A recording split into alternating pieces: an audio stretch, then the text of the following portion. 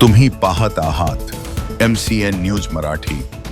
जळगाव जामोद नगरपालिका निवडणूक 2 डिसेंबर रोजी पार पडली, परंतु विविध कारणांनी लांबणीवर पडलेल्या नगरपरिषद सार्वत्रिक निवडणुकीसाठी उर्वरित जागेकरिता 20 डिसेंबर रोजी मतदान होणार असून 21 डिसेंबरला मतमोजणी होणार आहे।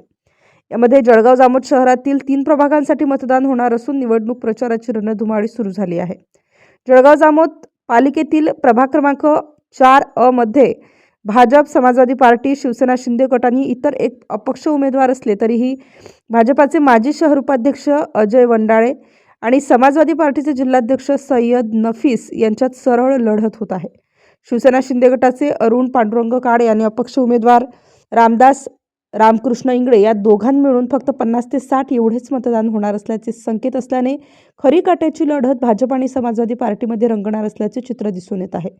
या प्रभागात एकूण मतदान 1940 झाले असून हिंदू मतदान 980 तर मुस्लिम मतदान 919 झाले असल्याने अधिक चुरस निर्माण झाली आहे।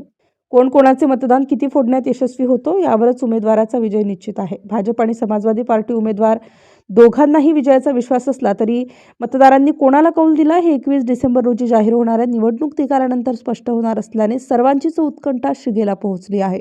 MCN न्यूज मराठीकरिता संपादक राजीव वाढे, जळगाव जामोद।